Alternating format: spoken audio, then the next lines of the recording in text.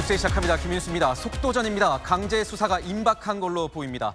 통일교 의혹을 들여다보고 있는 경찰 특별 전담 수사팀은 주말을 반납한 채 사건 기록을 들여다보고 있습니다. 주요 관련자에 대한 소환 일정 조율과 함께 압수수색 가능성까지 거론되고 있습니다. 이번 의혹에 단초를 제공한 윤영호 전 통일교 본부장의 진술이 오락가락 바뀌고 있는 만큼 경찰로선 물증 확보가 급선무란 분석입니다. 취재기자 연결하겠습니다. 자, 임종민 기자, 관련자들에 대한 소환 조사가 곧 이루어지는 겁니까? 네, 특별전담 수사팀이 꾸려진 경찰 국가수사본부에 나와 있습니다.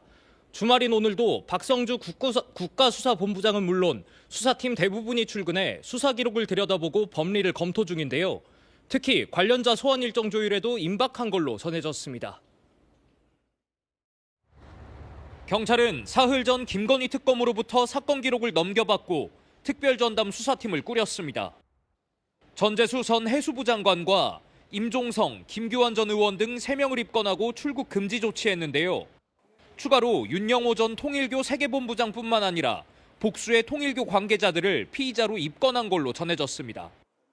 금품 수수자로 지목된 정치인들을 소환하기에 앞서 통일교 관계자들을 불러 기초사실관계를 조사하기 위해 출석 일정을 조율 중입니다. 2단계를 거치면 핵심 피의자들에 대한 압수수색 등 강제 수사가 곧 진행될 것이란 전망도 나옵니다. 정치자금법 위반 혐의는 공소시효가 7년으로 짧아서 수사가 장기화될 경우 처벌이 어려워질 수 있어 속도를 내고 있는데요. 금품 수수 의혹을 받고 있는 임종성 전 민주당 의원은 떳떳한 만큼 경찰 수사에 적극 협조하겠다고 밝혔고, 김규환 전 자유한국당 의원은 허위 진술에 의한 수사라며 윤영호 전 본부장을 고소할 예정이라고 밝혔습니다.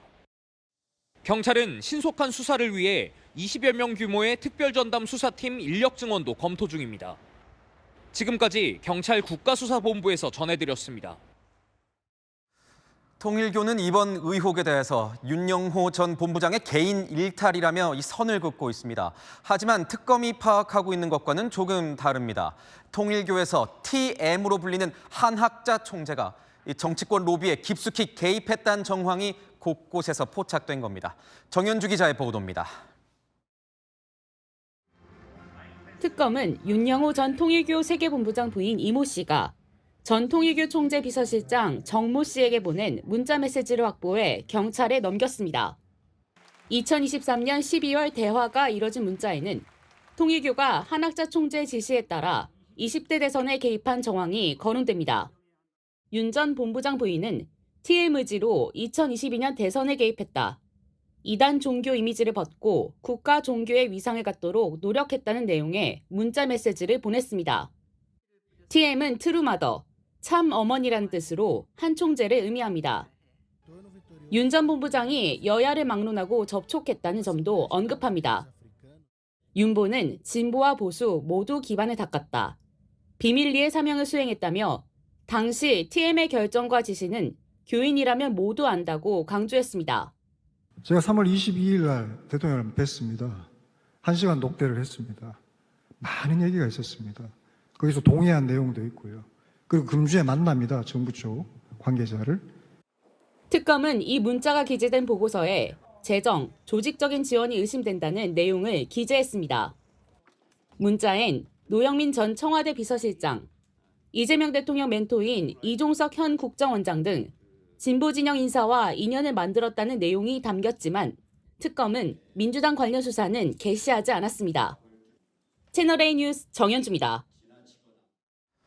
경찰이 특별 전담 수사팀을 꾸리긴 했지만 야당은 죽은 권력이 아닌 산 권력에 대한 수사인 만큼 정권의 눈치를 보지 않는 특검 도입이 시급하다는 입장입니다. 특히 민중기 특검부터가 야권 인사들을 최소 18명 조사할 동안 정작 여권 인사들은 단 한 명도 조사하지 않았다면서 야당이 추천한 특검이 필요하다고 지적했습니다. 성혜란 기자가 보도합니다. 국민의힘은 김건희 특검의 통일교 의혹 수사가 편파 수준을 넘어섰다며 맹공을 퍼부었습니다. 이재명 정부의 하청 특검이라는 평가가 정확합니다. 민주당의 앞잡이가 되어 여당 관련 사안에는 철저히 눈을 감고 야권 인사 18명을 30차례 넘게 조사하는 동안 민주당 통일교 게이트 의혹에 대해서는 소환은 물론 압수수색도 없었다는 주장입니다. 한동훈 전 국민의힘 대표는 이재명 대통령을 직격했습니다. SNS를 통해 한학자 통일교 총재를 만났느냐며 만났으니 답을 못하는 것 아니냐고 추궁했습니다. 개혁신당은 민주당이 자기 진영 비리에는 특검 불가만 외치고 있다며 제3지대 특검안 수용을 촉구했습니다.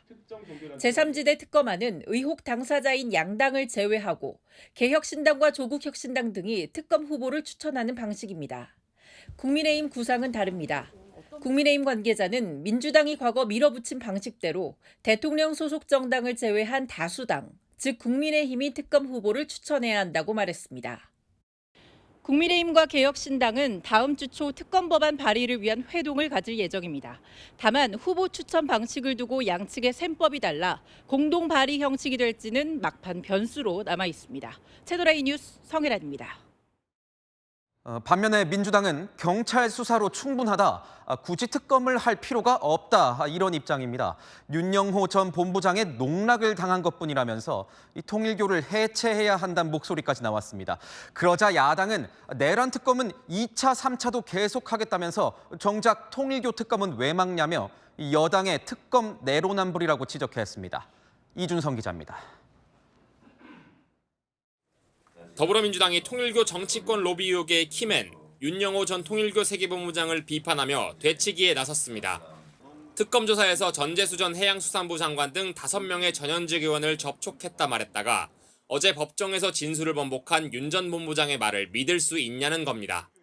민주당 박지원 의원은 SNS에 윤영호의 새치혀에 전 국민이 농락당했다며 특검, 법정에서의 진술은 보험성이고 신뢰를 상실했다고 지적했습니다. 그러면서 윤영호의 입은 엄중 처벌하고 통일교는 해체돼야 한다고 적었습니다. 여당은 사안의 판단은 오직 수사와 재판을 통해 이뤄져야 하며 정치권이 앞서 결론을 내릴 일이 아니라며 특검에 반대했습니다. 윤영호 본부장의 발언 하나를 가지고 통일교 게이트라고 하면서 특검을 해야 한다 이러고 있는데 또 발언을 번복하고 있는 상황이잖아요. 이현주 최고위원도 사건을 인계받은 국가수사본부가 출국 금지 등 수사에 속도를 내고 있다며 특검은 필요 없다고 했습니다. 이어 야권의 통일교 특검 주장은 김건희 특검을 물타기하고 내란 청산 국정농단 수사를 가리려는 것이라고 주장했습니다. 또 다른 민주당 지도부 관계자도 윤 전 본부장의 주장은 로비를 한 것 같다 수준이라며 경찰 수사로 충분하다고 말했습니다. 채널A 뉴스 이준성입니다. 네, 아는 기자 시작하겠습니다. 서해부 배두헌 기자 나와 있습니다. 자, 배 기자, 통일교 정치권 로비 의혹입니다. 이 수사가 시작이 됐는데 가장 중요한 윤영호 전 본부장의 진술이 좀 오락가락 바뀌고 있다, 이런 말이 나와요? 네, 윤영호 전 본부장의 말에서 논란이 시작되고 있습니다. 윤 전 본부장 지난 8월 특검 조사 당시 민주당 의원 2명에게 수천만 원을 전달했다고 진술했습니다. 지난 5일 자신의 재판에서도 비슷한 취지로 증언을 했고요. 그런데 갑자기 10일 결심 공판에선 예고했던 추가 폭로 없이 교단 명령으로 부적법 행위가 있었다고만 했습니다.